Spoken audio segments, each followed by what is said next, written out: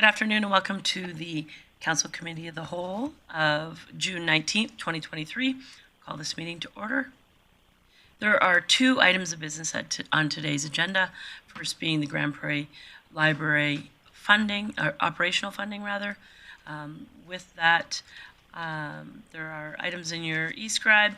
I'll look to Mr. Lemieux for introduction, and then we'll go from there. Thanks. Thank you, Madam Mayor. So last year through the budgeting process, Council had requested that the Grande Prairie Public Library be removed from the community group funding. And so we've got two items on the agenda today.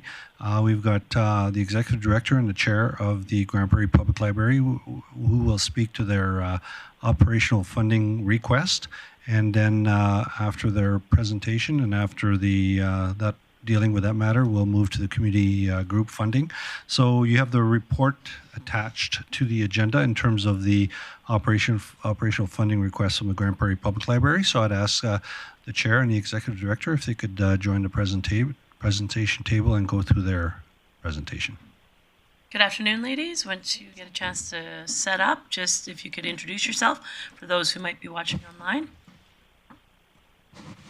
Just for Councillor O'Connor's and others need, if we can just keep the mics relatively close to you so that everybody can hear. Perfect. I'm hoping to not speak. Thank you. Hi, I'm Debbie Normington, Chair of the City of Grande Prairie Library Board and dedicated library user, and I'm here today with our Director, Deb Kreiderman, to speak to you. And I'm grateful for this opportunity to be here today and to speak to our proposed budget for the next 3 years as recently approved by our Board of Directors. In 2022, the library provided the people of Grande Prairie with close to $14 million worth of materials, services, and programs at a time when the library had not yet returned to pre-pandemic levels of use. That is a return on the city's investment of $8.44 for every dollar invested in the library. In the first 5 months of 2003, we're seeing a trend of continued increases in library use, so we anticipate that ROI will be even higher in 2024. This isn't a wish or a dream, but a reality we're preparing for. Today, I'd like to share with you some of the ways Grande Prairie Public Library serves the community by supporting quality of life, innovation, economic readiness, engaging relationships, and most importantly, being an inclusive and caring community, as have been identified as the city's strategic priorities. Quality of life. Grande Prairie Public Library began tracking comments from the community a few years ago, and we see fierce community pride in those comments, including these recent ones. I've never been more proud of my home city than right now. Thanks for being a safe space. I love this library and I'm grateful you exist. GPPL promotes an active lifestyle by providing access to some sports equipment through our Library of Things so people can try before they buy or participate as an occasional sportsy person without investing a lot of their money. Items like the disc golf discs and snowshoes are borrowed repeatedly and have holds on them for the better part of the season. Helping people be more active and be more involved in their community is the goal of a collection like the Library of Things. GPPL is known as a safe space. We offer warmth in the winter and coolness in the summer. We offer a place to get away from a busy life and give yourself a bit of a mental health break. And we offer places where people can meet with one another and combat social isolation. Recently, we've been a reprieve from the smoke with services to distract evacuated people from the crisis they were facing. Being able to provide this for people is a quality of life investment as well as an economic investment. Innovative efficiencies and economic readiness. GPPL commissioned an efficiency audit in 2022, which has allowed operations to reimagine the tasks completed by library staff. Strategic redeployment of staff to responsibilities that better serve the community has resulted in more focus on the essential services the library provides. Those are primarily those front-facing jobs that make a patron's experience in the library more effective and enjoyable. Our goal would be to enhance the customer's experience by adding human resources in this area. Today's modern libraries are hubs of community growth which boost local economies by developing small businesses and workforces. In fact, the library has been working with Community Futures to bring the skills, knowledge, and services of Community Futures to a broader public in a more accessible manner. By late summer or early fall, the person who's been thinking about creating a local small business will have a convenient place to ask questions and receive professional help and advice to get them started thanks to the development of an entrepreneur desk at GPPL.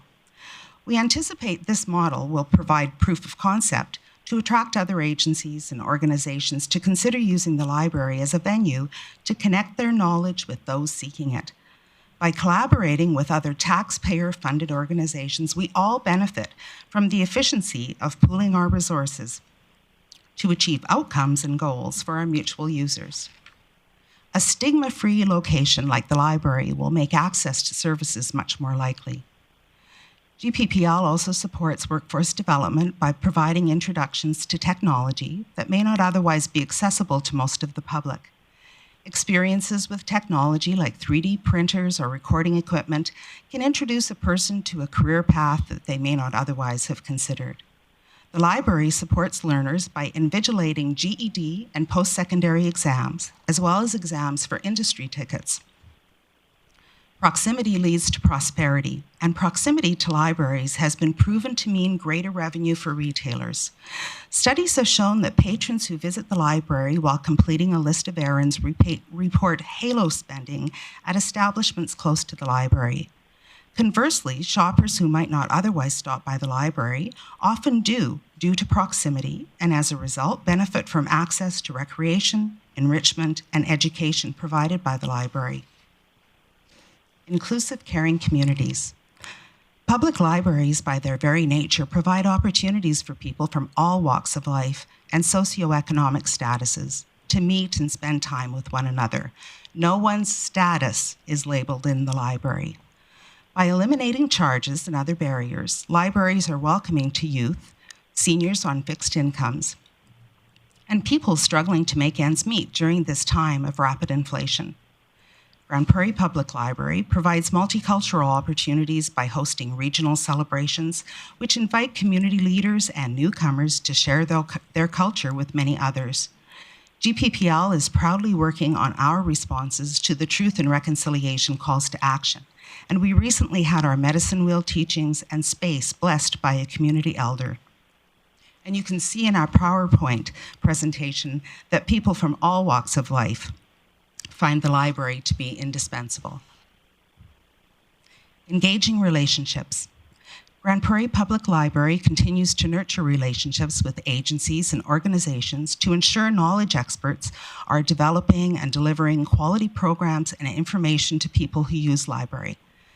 Connections to partner agencies cultivate and strengthen relationships while allowing everyone involved to collaborate, build on their mutual strengths, target information seekers in the best location, and make efficient use of limited resources. Collaboration and communication more effectively use those resources to ensure the largest audience possible has access to the services they need. Library services are not restricted to the building, but also reach people where they are at to better serve everyone. You can see the library at a variety of community events like the Pride Festival, local powwows, in schools and classrooms, in the parks and playgrounds around the community, and at special cultural events. All of this is done with the generous support of our funders. Library revenue is as follows. The City of Grande Prairie, thank you very much, 66%. The Province of Alberta at 15%. The MD of Greenview, 2%. The County of Grande Prairie, 13%. And grants, donations, and locally generated funds are between 4 and 7%. Grande Prairie Public Library continues to develop its budget frugally to provide sufficient funding for only the basic resources necessary to operate. The library has managed to maintain most services with only a 1.3% funding increase from the city since 2019, despite inflation increasing by 15% since then. Operating hours have been reduced and a number of frontline staff positions have been eliminated, and the 2024 to 2026 budget addresses that. It reinstates hours for paging, that's returning materials to the shelf, and customer services to ensure library users receive prompt, reliable, and friendly service. Grande Prairie Public Library leverages the power of consortia purchases through membership in the Peace Library system. PLS's collaboration and agreements with other regional library systems provide increased access to electronic resources at dramatically reduced costs. We also have resource sharing agreements to provide access to physical library materials from all across Canada, so we don't have to purchase everything, but people do have access to everything. Anything the library does beyond the most basic service is supported by funding from non-municipal sources. These other revenue sources have provided Grande Prairie citizens with the ability to borrow Wi-Fi hubs to have internet access they cannot otherwise afford. Our summer students have been primarily funded by provincial and federal grants. We eliminated dated and irrelevant materials from the nonfiction collection and invested $100,000 from the Willie Jansen estate to refresh and update this collection with accurate and current materials. Not included in this budget, but long-term projects that library staff are seeking other funding in order to provide include improved collections to support the people who've chosen to make Grande Prairie home, but whose first language is not English. Additional quiet study space to accommodate the growing needs of learners, interviewers in need of local space to connect with the job market, and small meeting rooms to incubate ideas for innovation and collaboration. Additional innovative means and accessible locations for people to pick up library materials.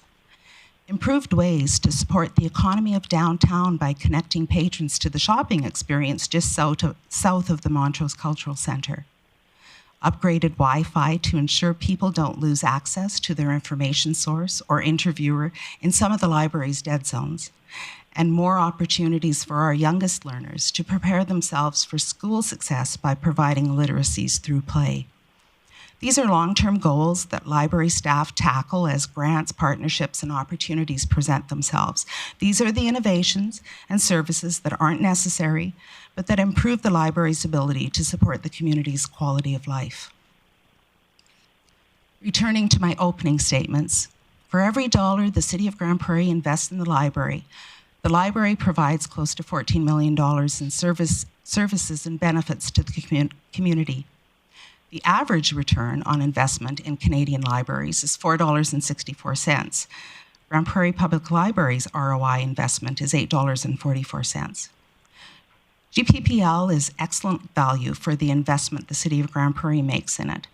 Modern libraries are pivotal, and the investment pays dividends in economic impact and growth in community strength. We applaud you in your decision to nurture and support the service GPPL provides to the community. So thank you very much. Thanks so much for your presentation. I'll open it up to council for questions for the delegation, and then following that, we'll have questions for administration. Councillor Berg. Yeah, thanks, Mayor Clayton. Thanks, Debbie. Thanks, Deb, for coming out, and I appreciate your passion. So my question is, in the 2022 efficiency study, can you give us a couple of examples of what came from that? I did not anticipate that question. Yes, like absolutely. Let me see. Let me just think. We were doing all of the interlibrary loans. Originally, we were doing all of the interlibrary loans for the entirety of the Peace Library system, all of them. A few years ago, we gave back every other library but kept our own. And then we realized we're paying for them to do that. So we just gave it all back to them, and they're taking care of everything. And then we've been able to take that person, and they're now doing all of our ordering for adult materials. They're out on the reference desk more often. They're helping people. Like, they're directly supporting patrons. Okay, so thank you. I guess by extension, because the world has changed since the 2019 that you brought up, and we've had COVID and a few other things. What evolution, or can you describe the evolution of 2019 to now in the roles that you're seeing in the change within the library? Libraries change every day almost. Like, I know people think that libraries are a nice, quiet place to sit and read a book, and they're really not quiet. They're really not quiet. There are places where community gathers, where people get together to share ideas, where people learn together by doing things.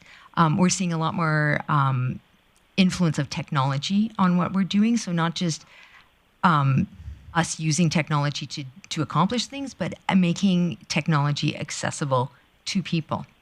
And that came up in our last, plan of service, that people really want to be able to access something that they wouldn't otherwise be able to afford on their own, but that they could try once or twice at the library and get a feel for it there and then move on from there if it's something they want to use full time or if it's something they only want to use occasionally. And one example of that is our 3D printers, that people don't spend their day sitting there using them all day, but they occasionally need something to be made using them, or they want to try and build something that can then be printed. So developing those skills. Okay, thank you. Thank you. Councillor Bressie. Great. Thank you, Mayor Clayton. I'm just looking at the funding request, and there is a pretty substantial increase request, about 10%. I'm just wondering, can you make it really plain for me in terms of if council kept the funding where it was or gave a slight inflationary increase versus gave that full 10% request? How does that equate to service impact? What would our residents notice if we gave that increase? Probably where we would have to put what we would have to do is decrease hours. And so we've already done some of that. We've tried to do that where it has the least impact. And so we close an hour earlier in the evenings that we were typically open until 9 o'clock. We close at 8 o'clock. So we would have to look at further reduction of hours is probably how we would first do that. And we would make that same attempt, that we would do that in the best way possible to not impact when the greatest use of the library is happening. I mean, our goal would be to reinstate those hours and to have longer hours on Sunday because there is a need for that. But I mean, we'll work with whatever we are given to work with. Absolutely. Go ahead. So I'm just a little bit confused by that in terms of, are you saying that the 10% is just you're at the breaking point and that's what's required just to keep your current hours? Or if we gave the full request that's being suggested, that you'd be able to restore some of those hours that have been lost? Go ahead. Okay. We would hope to be able to restore those hours, and we would do so if you wanted to look at, I believe you have a copy of our business plan. If you want to look at our business plan, you can see that in the admin section, there are no changes, but we have provided on all of the staffing a 1.9, a 1.3, and a 1.3 COLA increase. Moving on to children's, I believe, is up next as I churn the page. You will see a difference in that budget line. We're moving a teen librarian position from the adult section into the children's section. So it's just a little bit of a reorg. So it does look like an increase of an FTE, but it's not. And then we're hoping to add a children's assistant to carry on with some of the work that we do, just the worky work. And I can note too that just in this last 6 weeks, we've had 52 school tours. So it would really be handy to have an extra human being helping with us with that. In the adult section, again, the teen is moving to children's. We are hoping to add a clerk, and then we're hoping to add 200 hours to help us staff the reference desk. The reference desk is one of those jobs that it doesn't have a person dedicated to it. It's people from all around the library that take shifts on the desk. So if somebody calls in sick, it's a real struggle sometimes to get somebody there to provide that service to the public. And in customer services, we're hoping to add 30 hours a week. And those are our lowest paid staff members, 30 hours a week to our paging. And those are our lowest paid staff members. Those staff members make between $15.78 an hour to $18.80 an hour. And then the increase in text or IT is simply in the increase in our price of doing business. So we've had a phone increase. The internet costs have doubled, actually. Copier maintenance is going up, equipment is going up, and licensing and subscriptions is going up. Thank you. Councillor Bosch.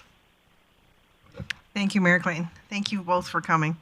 I just have some questions. Like you said, 66% is city, and then you went down. What was the last one? The revenue sources outside of municipalities and province.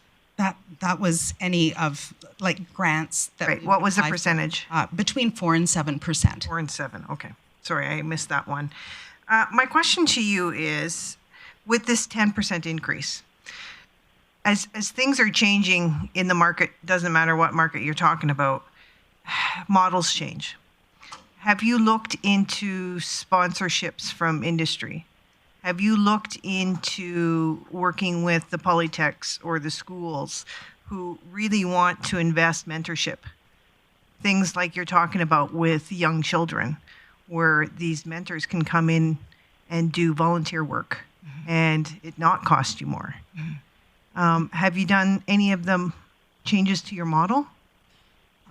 So I think if we're looking at the programming, if you look at this, the programming itself is a very small part of our budget. So we are bringing people in to run many of our programs. We would have volunteers from the community doing that kind of work. So there would always be opportunity to do more than that, but we're not running an awful lot of those programs ourselves. So we're using the staff time to collaborate with other people to bring those people in to run programs for us. So Deb alluded to the, correct me if I'm wrong here, because I might have missed it, because there's lots of information here, but with the young people that you're talking about increasing staff. You had just... In the children's services. Yeah, in the children's services. Yes, those are school tours. Well, there's a whole bunch of reasons. Yeah, we would like to add a library assistant position, which is the person who works at the information desk that's upstairs in the children's. They process materials. They help with the day-to-day work of the library. Yes. Yeah. I guess that's what I'm talking about, changing the model up, where you're not hiring new staff to do new jobs, where you can use your community who are willing to do these jobs. Those are skilled. Like, we need people to go to school for some of these positions. There's an education background to those positions. So not for that. But you also talked about having some sponsorship, and we are looking into that in a number of different ways for a lot of things that we're doing. Where else was I going to go with that one? So we were looking into that. We have 40 some odd teen volunteers who come in and do a lot of work for us. We have a number of community volunteers who do our outreach. So we have almost 100 volunteers who do work for us already. It does take people to manage them, to train them, and that sort of thing. And volunteers tend not to stay for a really long period of time. We also can't give them the jobs that require the skill or education that we are providing. So there's a break there of what we can give away to a volunteer and what we need to keep in-house, because you will want people to do certain things that are... Okay. I have more questions, but I'll wait till everybody else is done asking. Thanks, Councillor Bosch. Councillor Blackmore. I want to talk specifically about staffing, because in your initial presentation, you said that over time, in the last 2 or 3 years, I think you'd said that you'd cut staff positions and that you were managing staff positions within your budget. But then when Councillor Bressie asked you what you would do with the 10% of extra funding, you talked about adding a lot of staff positions. And so I'm not sure that I'm understanding where you're going with that. You're either managing your staff positions and not increasing them, or you're looking at this as an opportunity to expand staff positions. We're hoping to get back to like 2018, 2019 levels with our with our staffing positions. And it's an addition of about 3.5% to 4% is what we've worked in, or 3.5 to 4 full-time equivalents that we've worked into this budget to try and bring us back to 2018 levels of staffing.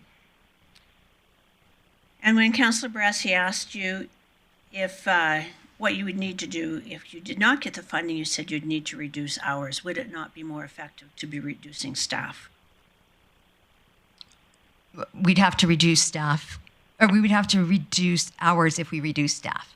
The people we could reduce would be the frontline people who are providing service, and without sufficient people to provide service, we would definitely have to cut hours. So if we reduced hours, it would come with a reduction in staff. They're tied.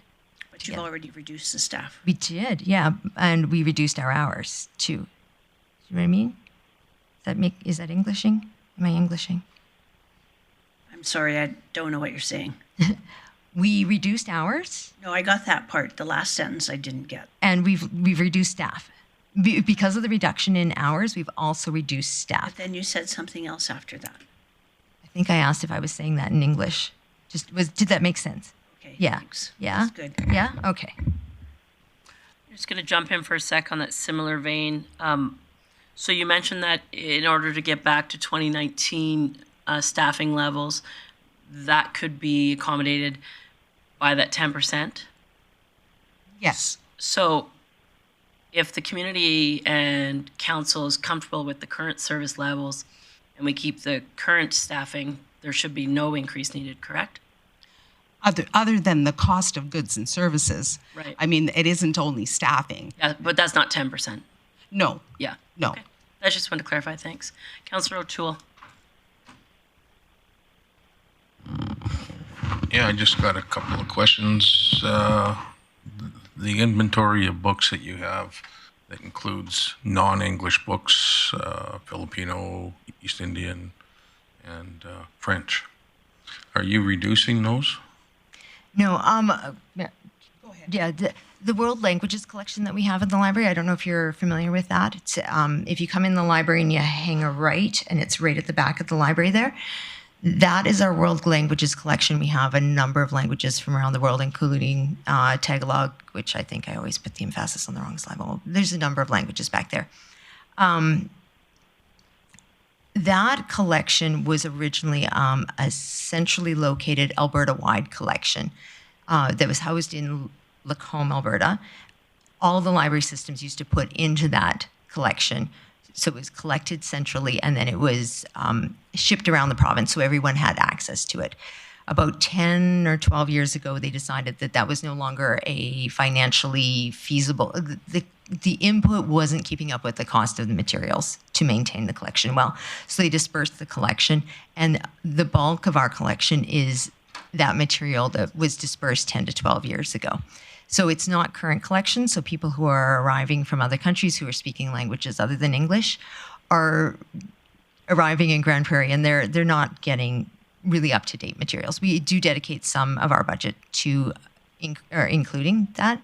So we're looking for funding, actually, to be able to eliminate that collection as it currently stands and completely refresh it, build that collection so that it is based on our community rather than what was available to be dispersed. We really want to look at the statistics of who lives in this community, who is speaking different languages, and build a collection based exactly on that with current materials and make it beautiful and wonderful and usable. So the French books, I got a call from East Wapiti, I think it was. Actually, it was from Ridge Valley School. And I understand that the county ended up buying the French books and donated them to the library so they can have them for their education in all the little schools. Okay, so if you're talking about the French Language Resource Center, that isn't actually books that the public can use. They're curriculum documents that teachers use in the classroom. And we're talking to them about the use of that and the use of the space that collection currently requires. The French language collection in the library is huge. There's an adult collection, there's a junior collection, there's a teen collection, there's the small people, children's collection, the little people. There are several collections. We have a lot of French books in the library, and they're reasonably well used too. So, and we're not touching those. That's a collection, or those are collections we are continuing to build. Okay, yeah, no, she was concerned that she was told that the collection wasn't getting used enough, but I understand from her that, yeah, maybe one teacher takes out 4 books, but it teaches 60 kids, and they'll do that and do it to another teacher, and they'll get more done. And I was just wondering if you got that solved with the school. No, we don't have it solved. We're still talking to them. The French Language Resource Center takes up 9% of our collection space and accounts for 0.2% of our circulation. So it takes up a lot of space, and there are almost 10,000 items in that collection. Almost 3,000 of those items have never gone out, and we've had some of them since 2007. So it's a collection we really need to look at and look at how we're using it, how it's being presented, how it's being used within the library. And we've been talking to Penny Rose and Diana, whose last name is left, Penny and Diana, and we're talking about that. And the Peace Library System, actually, they're involved in the discussion as well. And we're trying to come up with a more sustainable use of our space for that collection that's only used for teachers. Public libraries shouldn't be, like, traditionally, public libraries do not carry curriculum materials. So having it there, having a curriculum collection in the library is not ideal. We still want to be able to facilitate people accessing that collection. So we still want to be able to check those items out. We still want to be able to help people access those items. We still want to do that. But is having that collection in the library the right choice? Or is having it elsewhere and then having materials just being checked out through our library or going through our library to be delivered to other libraries in Alberta? Like, there's a lot of other ways we could do that without it being necessarily set up the way it is right now. Well, not worried about the curriculum. They can work that out, but I still want to make sure there's French books here. Oh, there will always be French books here. This is an officially bilingual town. There will I always know, be I French represent books. the Alberta bilingual municipalities, so that's Yes. why I'm Yeah, there will always be digging in French deep. books. Thank you. Yeah, and you should. I appreciate that you're supporting that. That's important. Okay, thank you very much. Or to Councillor Plot. Thanks, Mayor Clayton. Thanks for coming in, ladies. I'm just trying to get some context or reference, just to kind of go back to Councillor Blackmore's question about we're trying to get back to kind of 19 levels. And in our package on the library board there last week, when I look through it, I mean, I'm confused at where the hours are going, I guess, a little bit, to be honest, because our circulations are down over the last 10 years. Our circulations are trending up again, but they're still below where they were 10 years ago. Our website visits are down. Our in-person visits are down. Our workstation sessions are down. But programming seems to be going up. And so are we missing service levels to go back to, like, from where we went from 19 till now? Are we missed service levels? Like, or is our community coming back saying the service isn't good enough in the library? I'm just confused why we're trying to hire back to 19 levels. Because we've been operational for several years since. So to me, unless the community is coming back saying, boy, we really miss talking, don't have good service levels in here, I don't know why we'd go back to those levels. I'm just curious about that. Because when I look at the trends of the data, they're unfortunately looking like they're sadly going the wrong way. Yeah. In a lot of ways for the library. And so although they're trending up, we're still well below where we were 10 years ago when the city was smaller. And so our population's growth is going one way, but a lot of our numbers are trending down in the library. So I'm just curious why we'd want to bring our staffing levels up. Do you want to? Yeah, okay. That was 2022. We think they're on that upward rise, and we're seeing things even higher than that. If you look at our circulation levels, you'll see that in 2022, that is the highest level that the library has ever circulated. So that is where we are hoping to put the bulk of the staff that we would like to add to our staff. It's the people who are making sure the books get into the library, making sure the books get back on the shelf. They're the people helping people find the books, and they're the people checking the books in and out. So it's those people who are working directly between the public and the materials that we loan. Those are the people we'd like to. They're the frontline, make your experience great people that we're adding. We have enough librarians. I hate to say that. We have lots of librarians. It's the people who are helping people access the resources. And as I said, circulation is the highest, and that was in 2022, the highest it's been. It's just going up. It's continuing to go up. So maybe I'm not reading this right, but looking at 2012 to 2022, it was actually higher in 2012 than it currently is now. So it's trending back up to probably maybe at some point surpass 2012.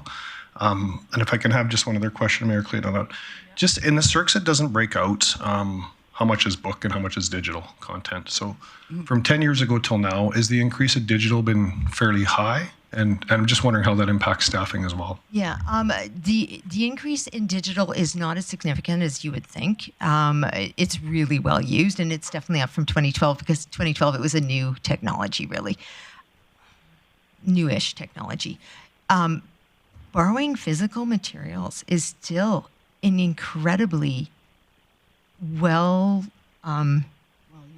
used, well asked for, well utilized service that we provide. I could get you those percentage numbers. I'm going to get you percentages of how it works out. There is a trend. There is also an incredible expense involved in the in owning electronic materials. They only are allowed to circulate 20 to 26 times, depending on the publisher, before we have to purchase it again. So you look at something like Prince Harry's Spare, when it's $600 per copy for that. Can only go out 20 to 26 times, and then we have to buy it again, and there's a wait list of 75 people. The fortunate thing about that is that collection, that electronic collection, is something we share with TRAC, which is the regional. So it's Marigold, Yellowhead, Northern Lights, and the Peace Library System. So with those 76 holds, there are other libraries purchasing them as well. Staffing-wise, it still takes a lot of staff to be able to bring those materials in, keep on top of when are those 20 to 26 circs going so we can purchase another. There's still a lot of work. Still a lot of work, yeah. Okay. Oh, perfect. Thank you. Thanks for that. I'm just going to jump in the queue now that everybody's had one round, or anybody who's been in the queue anyways has had one round. A couple things. I really wanted to thank you for your presentation. I really appreciate how you identified what aligns in your organization to Council's strategic priorities. I think that's greatly appreciated. And I do believe that Grande Prairie Public Library explores, connects, and cares about the community. I don't think there's any question about that. But I think for me, this stems around some of the conversations. If service levels are at an adequate service level, then are the increases actually needed? And so regardless of the COLA, the additional staff, that's sort of the question in front of us. I had some questions in regards to volunteers. Councillor Bosch had brought up corporate sponsorship and volunteers. Can you tell me, and if you don't have it in front of you, that's fine, what are the numbers of increases that you've seen from volunteer engagement and volunteer pickup? You said you had hundreds of volunteers, which is great, but have you, or 100, okay, which is great, but are you putting more calls out for volunteers? And over the last 5 years, have you seen that number increase? That's the first part of my question. And then the second part being corporate support. I know there are corporations in the community that truly appreciate the work you're doing, and how are you seeing that increase over time? Okay. And we have had some corporate support. We've had various grants that we've applied for where we've been successful. The Pretty Fly for Wi-Fi was funded by, help me out here, Deb. The paper place. Yes, National Paper. Yes. So International Paper. Yep. Yeah.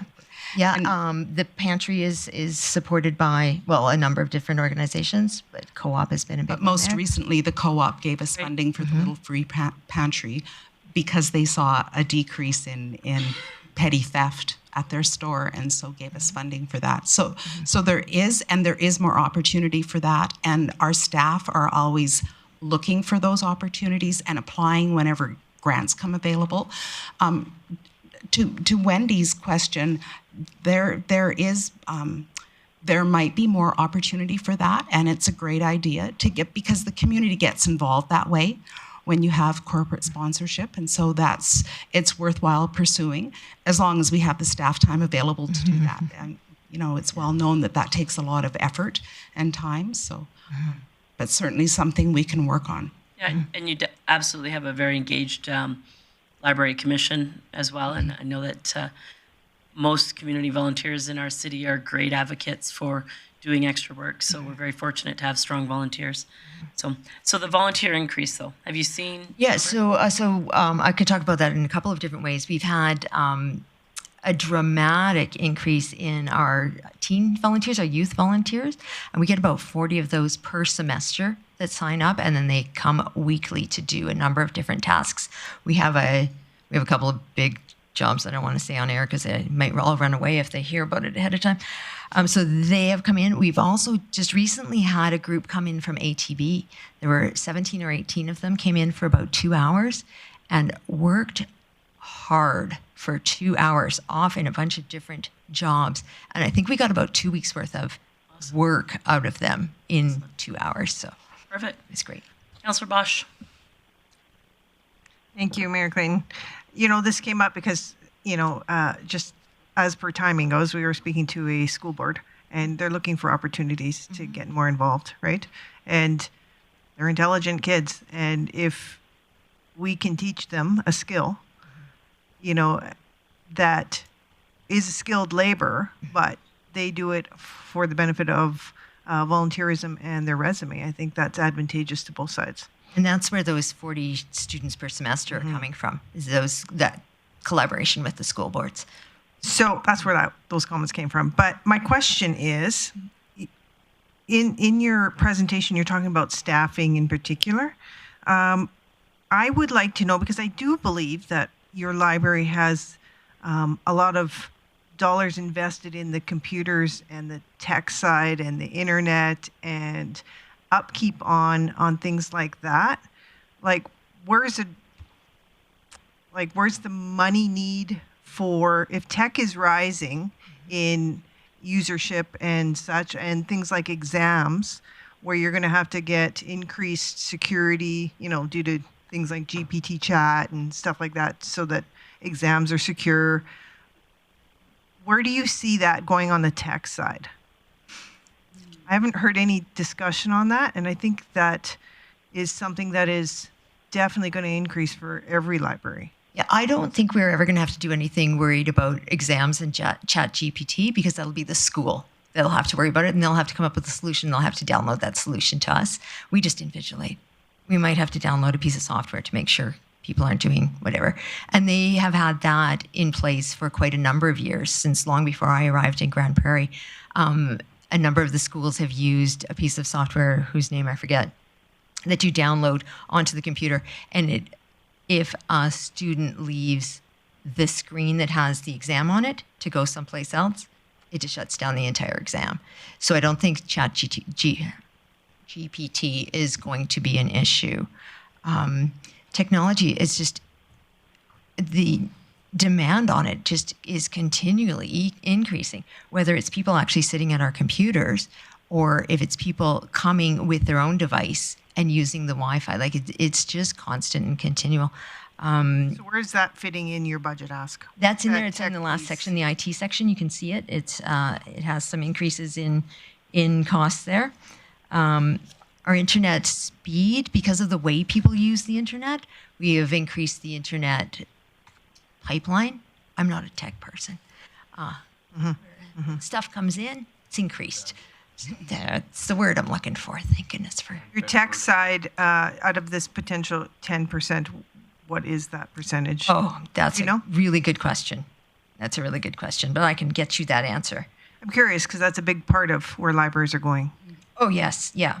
Yeah. And we have one staff member in that tech, one staff member. So, I will get you that number, though. And tech support is outside of that, right? That's the one person. Well, that's your tech. Oh, would like somebody helping people access information on technology? No, like That's a anybody reference. who works behind the scenes, making sure your tech department is running well. That is the one person. Okay. That is, yeah. He's a miracle worker. He can never leave us, ever. I have him chained to the... Anyway. Thank you. Councillor Blackmore. Councillor Bressy. Great, thank you. Just two really quick questions because I want to make sure I'm understanding things right. First of all, looking at your budget, if I understand it correctly, you've got Friends of Grande Prairie Public Library that are standing up now and have raised some money, help do more. But if I understand correctly, they're completely outside of this budget. Correct. Yes. Yeah. Yes. Awesome. So yeah, the revenue would be in here. All right. And then my second question is, I just want to make sure I got a number right. You said since 2015, there's been a 1% increase in our allocation? 2019, 2019. 1.3. 1.3. Awesome. Thank you. Councillor Thiessen. Thank you very much, Mayor Clayton. Thank you very much, ladies, for being here. Just a question in regards to our regional partnerships. So I was going over some old notes, and I noticed that from 2016 to 2021, there was a significant per capita decrease from the County of Grande Prairie. I think in that 5-year period of time, their per capita charge went down $4. So I think they're at about 41 or 42 based off of my old stats that were provided by the library. Are you going to ask for increases in the per capita, I guess, requisitions to your county or to the MD of Greenview, as well as asking for increases here at the city? So the way that we are funded from the county, the way that the county funding comes to us is through the county library board. So the county library board asks for funding from the county, and then that comes through the library board to us. So we don't actually make a request to the county for funding. Typically, since I've been with the board, we've received a 3% increase per year on that amount of funding from the county. When it comes to the MD, they provide a flat rate, which is a fairly generous per capita amount. And I guess the other point about both those funders is that they support other libraries in their other communities that they have.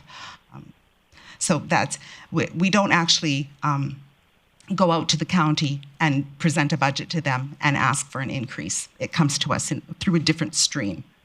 Okay, thank you. I had a question in regards to your really nicely color-coded chart there, your infographic. The gift in kind with the building, which is the city for those who aren't aware, can you tell me what percentage the two combined, the green and the orange, would equate to? Is it 75% of your total revenue? Oh, combined, I don't know. Because we don't. I don't know because I've never mathed it that way because it doesn't go toward paying for things, a gift in kind. Do you know what I mean? It's the same as we have a locker out in Claremont, but it doesn't work into our budget in that manner because it's not an income it's not something we can spend. Sure, but you have building expenses, right? That's just offsetting what do you mean building? In your pie chart, that's expenses. Oh, yes. So that is offsetting. We couldn't put it in as revenue and not have it as an expense. Except that it's larger than what you're allocating for the gift in kind in the building and the revenue. It's a larger part of the overall picture. So, do you know what I mean? Like our income, because we have income sources in that picture, but it's spent in different ways, that the building looks bigger than it looks in. Does that make sense? Sure. It's apples and oranges. They're in and out, those numbers. Those are in and out numbers. Okay. Yeah, they're just Okay. in and out numbers. Yeah. Thank you. Yeah. We could make both those charts without that, and it would be a clearer picture probably. Oh, no, I wouldn't suggest that. It's very important to identify the fact that the city gives you significant gift in kind. Yeah. Thanks. Councillor Bosch. Thank you, Mayor Clayton. One more question. You, Deb, spoke about additional quiet space. Now, what does that mean, and does it come up with a cost? It does, but never to you. We're hoping to find some money someplace. When the library was initially planned, the original blueprints had 4 study spaces in it. And in 2012, when we moved in, that would have been a great number of study spaces, study rooms to have in the library. It was actually built with 1 study space, and that study space is full. It is booked days in advance. It is packed full. People want that study space. So we have found some quiet pods. I'm going to do some work on that over the summer, just getting some more information for the board. Quiet pods that we can have them. They come in a number of sizes, from single-person pods up to 6-person pods. They're mobile. They can be moved around the library, or if we end up in a different location, we could take those with us. So it's a good way to do it, and we won't lose our investment by building something that has to be left for somebody else. So providing those would give us that opportunity to provide additional study spaces. And I promise not to charge the city. We will find other money. So in those quiet spaces, I'm thinking about the people who have sensory requirements. Is that built for that need? Yeah, it would be perfect for that. It'd be perfect for having an interview. It'd be perfect for having a counseling appointment. It'd be perfect for doing some group work that gets a little bit noisy. So many uses for it. Oh, it would be wonderful. Tutoring. Her tutoring, she tutors. Yeah, it would be, yeah. Thank you. Oh, so many uses. I'm just going to take the last question, and then I'll thank you for your time. And then, council, if you have questions for administration, we can do following that. You mentioned that you could find money for pods. Can you not find money for staff? So typically, when you're applying for grants, those are usually not available to pay for staffing. That's, you can... There are operational grants. For operational, yeah.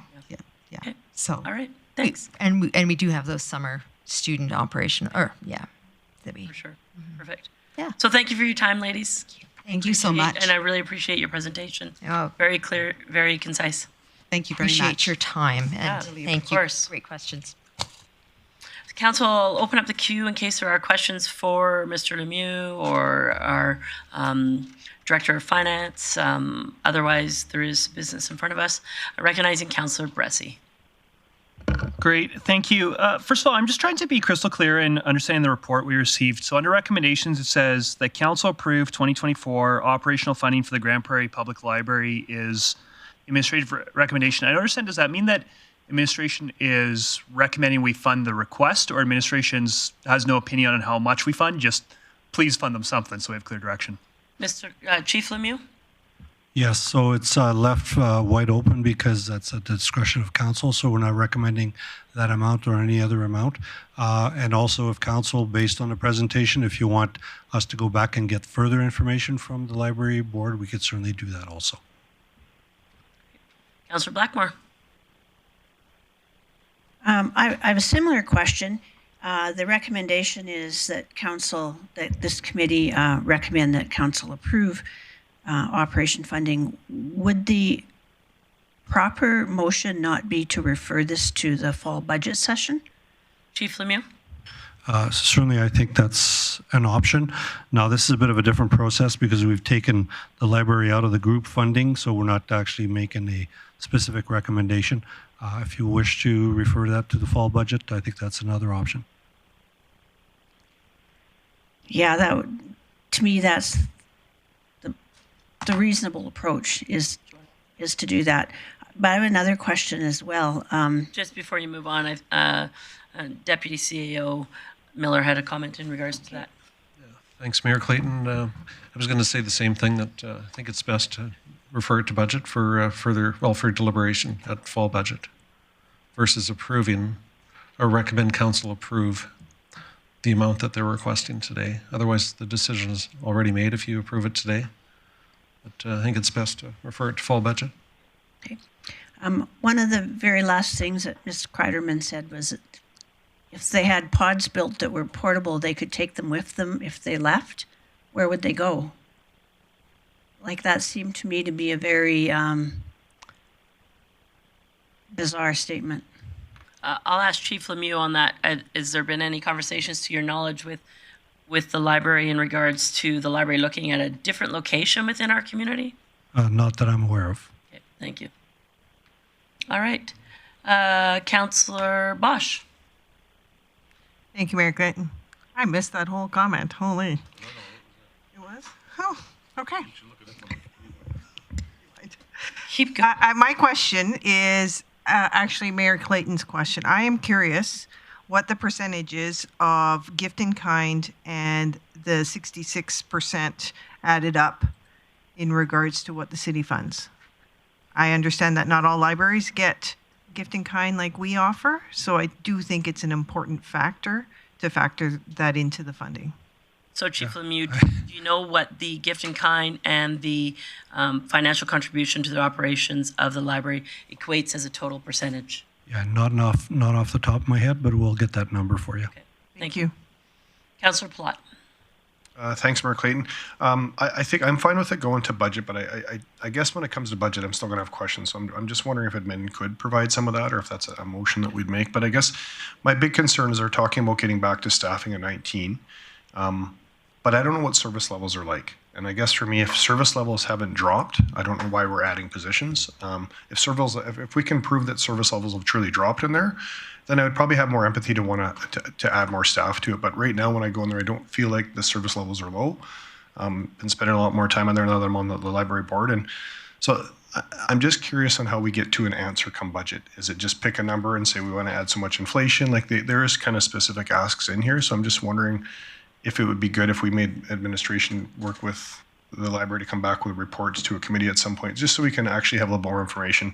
Budget's busy, and we could spend a lot of time on just this library budget within budget without further information. So that would be a concern for me. And my typical approach has been without further information, I say no. And I don't really want to just say no, but I think without further information right now, I'd be struggling to fund more because I don't know if the service levels need to go back to an area where I don't know where they were at or not. So I'm not sure if that's for our CAO or what the process he thinks would be best for that, or if it's specifically making motions around certain things within the budget, or maybe how administration would like to see that happen. So I have a question on that. Go ahead, Chief Lemieux, if you had comments direct towards that, and then I have a follow-up on that. So I would suggest making notes of all these questions you have, that if you refer this to the fall budget, we'll make sure we come back with answers on all of those questions for the fall budget. But if you want to see that information ahead of time, we can bring back a follow-up report. To appropriate standing committee. Yes. Yep. Yeah. So I guess if they need a formal motion, I would prefer that to come back, maybe even a month in advance of budget, just so that it's not right at budget. It gives a council and admin some time to do some further homework on that. But if that's something that administration was willing to do, I'd be really happy with that. I think it's, I want to give the library is concerned about moving forward with service delivery, and I want to make sure we're giving them full respect for that. But I don't know what that means. I don't know what benchmark that is off of. So. On that same vein, Chief Lemieux or possibly Councillor O'Connor, who was on the board previously, I understand with the assessment, the efficiency audit that was done from Dr. Margaret Law, there was a lot of information that came out of it.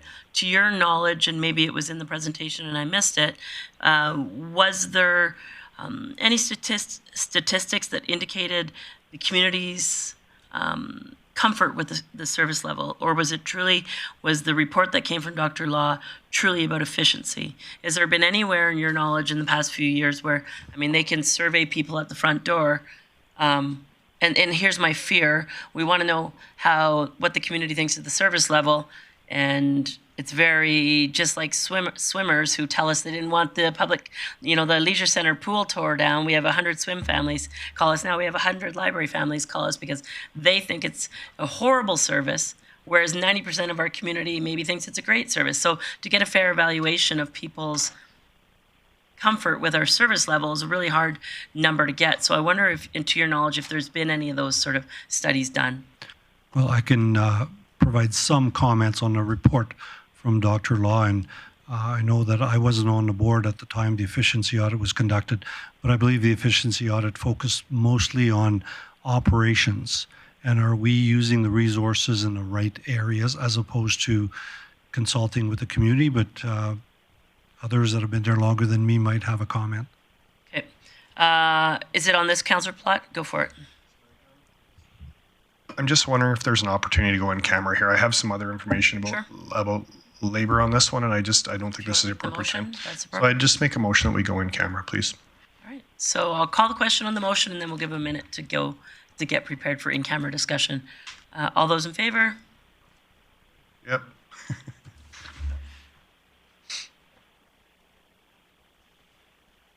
All right, and that carries unanimously. Just give a couple of minutes and look to our technical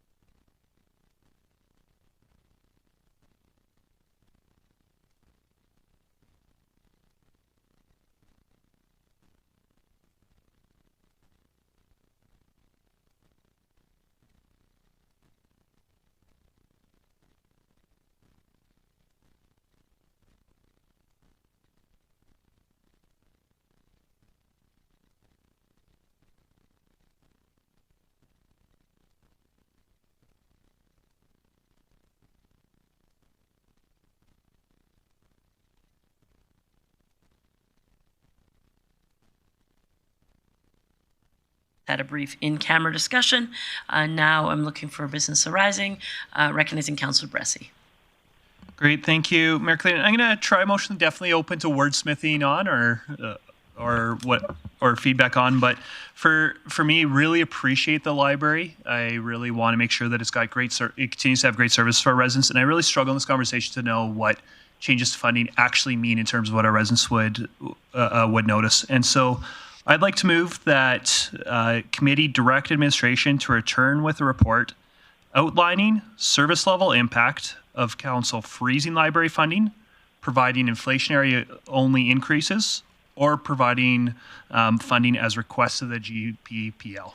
And for me, it's just, I'd like to know, all right, a few different funding options. What's that actually mean that our residents are going to notice if we pursue one of those? All right, I think that motion is great. I think it covers some of the questions that were around the council table. I don't see anybody in the queue with any suggestions, but if you could just read it one more time for Ledge Services to catch up. Thank you. For sure. So direct administration to return with a report outlining service level impacts of council freezing library funding, providing inflationary only increases, or providing funding as requested of the GPPL. And sorry, just to clarify, inflationary or cost of living increases? I said inflationary, but really I'm fine with administration and work with the library to interpret that as best as administration can. 'Cause I know that COLA is probably their biggest impact, but there also are real impacts in terms of books get more expensive, things like that. Yeah, primarily the discussion, the presentation was around staff, so. Open to a friendly amendment if council really thinks that talking about COLA only is important. COLA would achieve what I'm looking for in a report, but if you want to do inflationary and COLA, because you want to see, utilities have gone up, whatever, that's fair as well. Yeah, why don't we? I also just don't want to overcomplicate the report, so I'm fine with changing that. Instead of providing inflationary only increases, providing cost of living only. Yeah. Okay. Any other comments from council? So that motion is in order. I'll call the question on that motion. Councillor Berg in favor.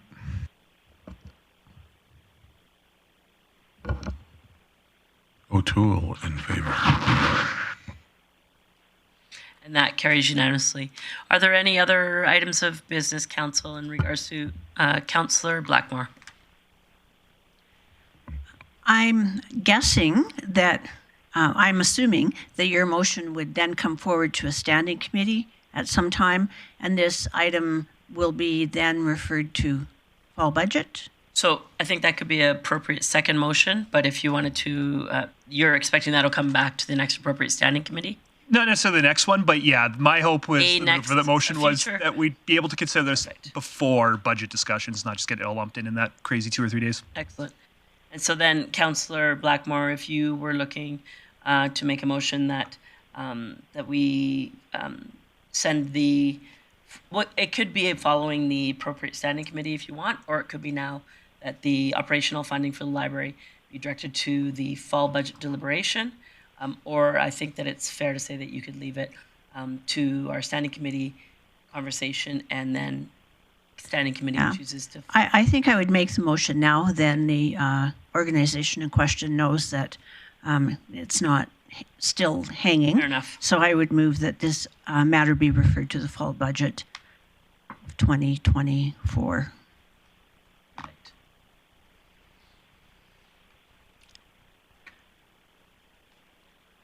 Call the question. Please vote. Councillor Berg in favor. Favor. Councillor Berg in favor. Councillor O'Connor, you were in and out of the queue. Are you good? Yeah, I just wanted to make sure we gave administration enough time to compile that report rather than. So is it going to come back just for standing or budget deliberations? Or The report will come back to a future standing committee. Okay, thank you. Yep. Excellent. Good. Chief Lemieux is Not the one on you're Tuesday. good. Okay. All right. So next item of business on the agenda, and we are a little crunched for time now, but item 2.2, community group funding. I'm just going to look to Chief Lemieux for introduction, and this is on regards to community group funding. Thank you. Thank you. Thank you, Madam Mayor.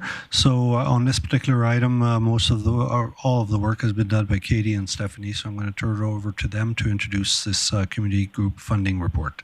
Perfect. Welcome, ladies. Thank you, Mayor Clayton. Perfect. So the city provides core funding to support operational and capital grants to various community groups and agencies based on Community Group Funding Policy 315. This year, we received 36 applications with 7 new community groups that were not funded in 2023. Approximately 2.3% of the city's annual operating budget supports community group funding, and that includes the library. Core funding is provided on a multi-year basis, while enhancement funding for grants under $15,000 are funded on a 1-year cycle. In addition to cash grants, gift in kind was valued at over $4.3 million in 2022, and maintenance and renewal support was valued at over $915,000. 2024 to 2025 community group funding recommendations are based on the existing approved funding envelope of just over $2 million. So that's the first line in the table, with small increases of just under 1% in 2024 and 2025. We did request a small reduction for sport hosting grant based on usage in 2022 and 2023. So that was from $40,000 to $30,000. And then capital grant recommendations include climbing wall equipment, energy efficiency measures and flooring for the Center for Creative Arts, ski hill equipment and hill improvements, as well as court repairs for pickleball that were damaged due to freeze-thaw cycles. There's 3 recommendations found in the report, and on attachment 1 has the detailed breakdown for each group, and it's recommended that capital requests be referred to budget. Perfect. Thank you for that very brief and concise presentation. Open it up to council for questions for administration. Councillor Blackmore. I'm not actually finding it on here, but there it is. I thought that a couple of years ago, maybe about 5 years ago, the province changed the funding model for victims' assistance and took over, provided full funding to them. That would have happened about 2018 or so, maybe before I retired. Does that ring a bell? Make sense? I'm just wondering why we're still funding them. Through the mayor, so we're only funding them for the first quarter of 2024, and then the funding will be eliminated for this group. Oh, okay. So it was phased in by the province then? I have to assume so, yes. I would have to assume so. Okay, that answers my question. Thanks. Thanks for that. Councillor O'Connor. Thank you, Mayor Clayton. Would you be able to put the one slide up? I noticed that the large-scale tourism fund was reduced by $100,000 in 2024. Typo. Typo. Oh, typo. Oh. Yep, sorry. I just see it now as I pulled it up. It's a typo. It should be 200. Thank you. You're welcome. Oh, I thought you were going to tell me the boat should be 100. We just made some money. Oh, well, if you would like to do that, sure. I'm But it was a typo. joking. Councillor Bosch. Okay, just for ease in my brain, what percentage increase is this? This is like $6,900 for all this funding, and we're looking at somebody asking for about 10% on the other ask. So what was this percentage overall? Do you know? Through the mayor, so it's 0.8% for the top line of the community group funding. So that $2,081,450 was 0.8%, and we held the line on the other items. Right. Okay, that's the number I was looking for, 0.8. Thank you. You're welcome. Councillor O'Toole. I got a question for you regarding the Stampede. In previous years, they used to come in and request money, and then did they quit requesting for a while? Through the mayor, the Stampede applies for large-scale tourism funding. Yeah. But we've never seen, in my time, I've never seen an application for community group funding. There was always sponsorships prior to large-scale tourism. Okay. It's through our sponsorship. Yeah, we used to give them $10,000 for bikes every year. Yeah, it was a sponsorship thing done. It wasn't through community group funding. But I thought we gave them $50,000 a couple times. Through large-scale tourism. Yeah. Okay. So did they request funding this year before? They did not. Councillor Bressie. Great, thank you, Mayor. Thank you, Mayor Clayton. I'm curious. I'm looking at the report. So, community group funding is 2.3% of the city's annual operating budget. We're looking at a 0.8% increase if we do as recommended. I'm curious, how much over this funding cycle are we projecting the city's total annual operating budget to be increasing by? Ms. Beaver, or sorry, rephrase your question. Sorry. So over this funding cycle, how much are we anticipating the city's total operating budget to increase by? So I'll ask the Director of Finance if you happen to know the total increase for the operational budget, for the overall operational budget for the city. Thank you, Mayor Clayton. I can't speak to this year's operating budget. We're a little bit early into the budget process, but we could speak to what was projected for 2024 during the 2023 budget, if that is. Yeah, that's what I'm looking for. Okay, so that's looking at a 3.7% increase. If I Go need for one it. more. Yeah, great, thank you. And then my follow-up question, just so you know, I did tell administration I'd be asking these, so I wasn't asking them to do math. I'm not asking them to do math on the fly right now. But if we approve the recommended community group funding and make no changes to our current 2024 budgets, what percentage of our operating budget would be going towards community group funding by the time we hit 2025? Go ahead. Thanks. Thank you, Mayor Clayton. For 2025, the increase would be 2.3%. Great, thank you. Council get all of that. Okay, perfect. Councillor Berg. Thanks, Mayor Clayton. My question is around Nighthawk, and I think it was around 169,000. Is that historical numbers, or has it spiked with remediation around the landslide and replacing equipment? Ms. Beaverdorf. Thank you, Mayor Clayton. It does fluctuate from year to year. So in 2022, they received 122.9. This year, they got 142. And then we see in 2025, they're going back down to 123. So kind of depends on the needs of the hill. They have different life cycles for pieces of equipment, but the capital contributes specifically to the snowmaking and maintenance Okay, of the yeah, I actually figured it would be higher with the slide and replacing equipment. So thank you. Councillor Blackmore. In addition to community group funding, we also give out matching monies from the province in FCS funding, correct? And do we see that report at the council table? Through the mayor, I'm looking for CSD, Tammy. Maybe we'll just have her come over. We'll just give a minute for Ms. Wenzel to come over. The microphone beside the Director of Finance probably is the easiest. Thank you.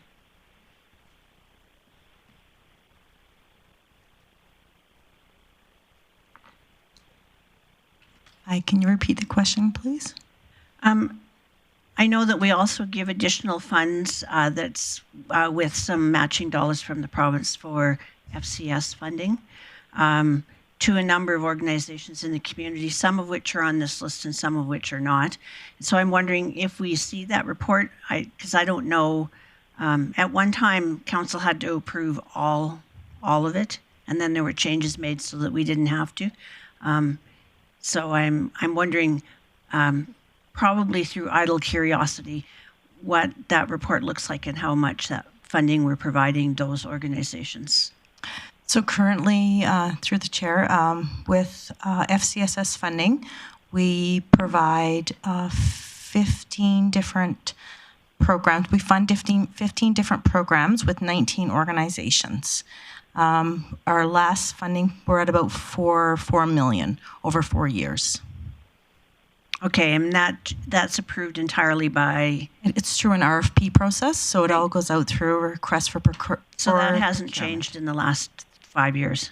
The funding cycle is usually 4 years, so the last 2 4-year cycles were all through the request for proposals, yes. Okay, good, thanks. Thank you. Councillor Bosch.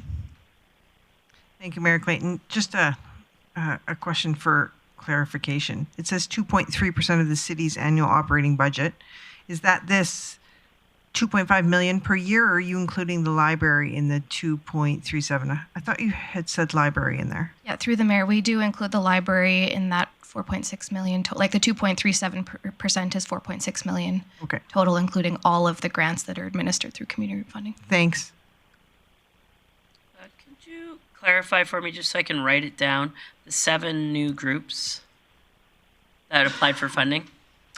Sure. So if you look at attachment 1, we did identify the groups in 2023 that were not approved. That did not receive funding. So we have the Council for Lifelong Learning. They did not apply last year, but had been funded prior. The Climbing Association, the Boys Choir, as they're funded through a different funding stream. B City Canada, Big Brothers Big Sisters did not have funding in 2023, but were previous to that. Canadian Mental Health, Canadian Motorcycle Tourism, and then we've also have the Grade 3 Reading Academy and the Volunteer Association who received funding in 2022 but not 23. Perfect. Thank you for that. You're welcome. I see no further questions in the queue. So thank you for your presentation, ladies. And now I'll look for business arising. And there are 3 recommended motions, Council. Yeah. And if nobody jumps too quick, it'll all stay the same. Councillor Blackmore, thank you. Okay.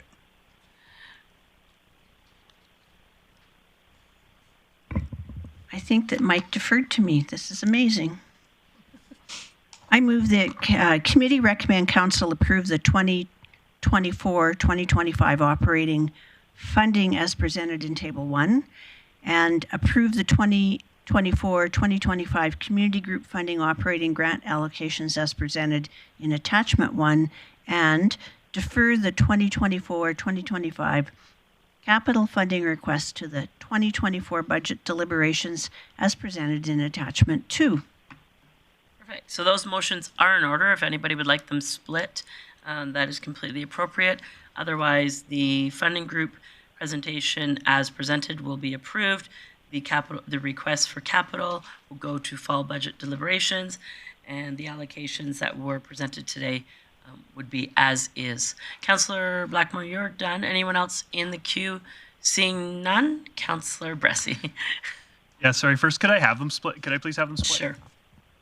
So first, I will call the question on approving the 2024-2025 operational funding as presented in Table 1. Councillor Bressie. Yeah, thank you. For me personally, I can't support this. I think that inflation's hard these days, and it's increasing the cost for our nonprofit partners. And I think that holding the line at a 0.8% increase is actually a reduction in what they can do in our community. When I look at this, and as we're going forward, we're looking at going from 2.37% of the city's budget to 2.3% of the city's budget going towards community group funding, and I don't like that. So for me, I'd like community group funding to at least keep up with inflation or the city's operating budget. But for me, as recommended, I think that we should be maybe generous is the wrong word with our community groups, because this isn't really about generosity. This is about where we can get the best impact for our residents. And I think often community groups are able to deliver on things that we want to deliver to build fierce community pride and build an inclusive and caring community in ways that are more efficient and effective than the city can. And so for me, this isn't a place for austerity and to be saving money. We should at least be keeping community group funding up with inflation in my mind. All right. Councillor Plott. Thanks, Mayor Clayton. Appreciate the motion and the intent. I can support it, and mostly just because I'm not sure what this number is supposed to be. I mentioned this a couple of times last term. I wish we knew what the number is. The administration presents something, and it's great, but I don't know if 2.5% does our community the best or 2% does our community the best. So if we're just trying to randomly, administration's done a lot of vetting on this, so I can support the motion. I like the principle of us getting to a number that our budget percentage of our budget we approve goes to capital group, community group funding. Having said that, I'd rather us figure out what that number should look like rather than just picking it. And so I can support it today because I feel like we'd be adding money into it, which is great. But if we had a council someday down the road decide to have a 7% tax increase, I'm not sure I want to see it go up by 7% either. So I'm struggling with it being changed on the fly like that, unless we're going to have a real conversation about what the number should look like tied to the budget, not this. I appreciate the number being tied to the budget in this conversation. I've always wanted it to be like that, but I think we should really be realistic about what we're comfortable. Is 2.5% of our budget going to the community groups great? Is 2%? Is 4%? I think that's a council. Where's our appetite on it? And so as much as there's a number today and we're just trying to add inflation, I'm not sure what that number should be. And I think what administration's done for work today makes me comfortable that they're comfortable with this. So I can support the motion. I can support the principle of it, but I can't support it. So just to clarify, Councillor Plott, your comment is where's our comfort level? Well, I guess your colleagues around the table can address that. So you're saying that you are comfortable with the recommendation from administration. Yep. Comfortable with administration. I know Councillor Bresty and I've had these conversations before. I guess if we're going to try to tie it to a percentage of the budget, I'd rather have a conversation about what that looks like, not in just the context that we're trying to approve a budget today, on a bigger long-term conversation. Is it a percentage of the overall budget, and that's how council So looks what you're at it? suggesting is that a strategic priority leveled conversation, then Yeah. council looks at to increasing community group funding. That'd be appropriate conversation at this point. Administration's vetted the organizations. They're making a recommendation with their insight. And okay, I just want to be clarifying when Said it a little better. Thanks. Yeah, no worries. Okay. I just wanted to make sure I didn't have to argue with you or not. So, all right, I see no one else in the queue. Pardon me? Well, let me get there. I will now go to Councillor Blackmore to close. You weren't going to ask me to close. I know you weren't. I was actually going to get Bressie to close. I don't know why. Go ahead, Councillor Blackmore. I'd ask council to support this motion for a couple of reasons. One is that we have asked administration to do this job that they have in fact just done and done well. And I have every confidence in these organizations that if they need more funding, they will get more funding. They're community-based organizations, so therefore the majority of their funding should in fact come from the community. And while your tax base is paying for some of this, I have every confidence that if any of these organizations need more funds, they will find them because they are entrepreneurial and strong and dedicated people. So I would ask you to support this motion. If in the future we want to look at increasing funding, that's a strategic priority that needs to be discussed at a different table. All right, thanks for your close, Councillor Blackmore. I'll call the question on the first motion in front of us today. Councillor O'Toole in favor. Councillor Berg in favor. So Berg in favor. And that carries 7-2. Moving on to the second motion, as they are being split. So the second motion is to approve the 2024-2025 Community Group Funding Operating Grant allocation as presented in Attachment 1.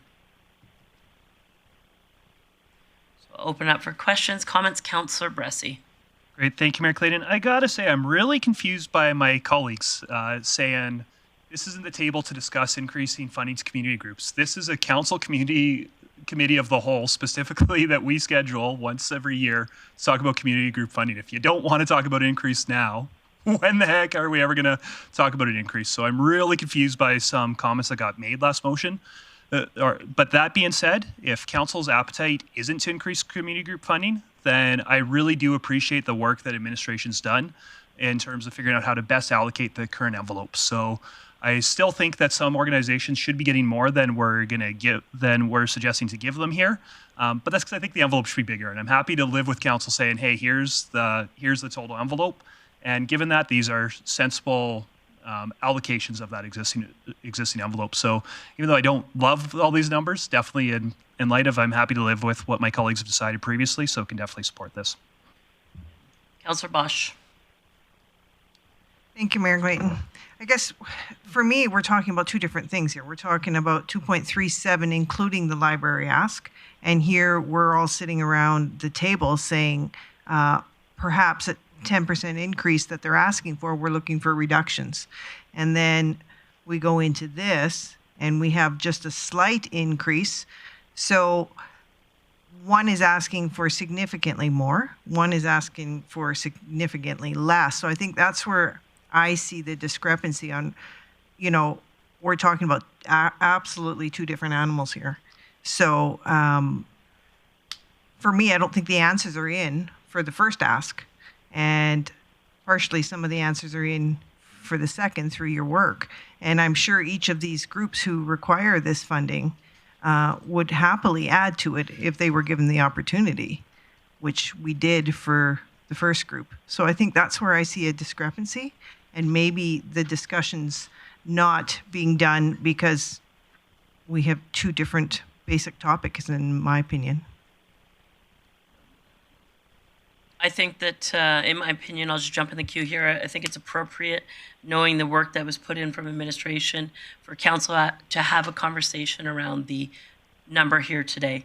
If council chooses at fall budget deliberations or at a future time to potentially reduce the request from an organization such as Grande Prairie Public Library, to me that doesn't impact the overall spend on community group funding, because these are the numbers as approved, recommended by administration, that would be approved today. So if it meant that an approval of if there was a decrease potentially at library, it's not like we're going to come back and give community groups more money.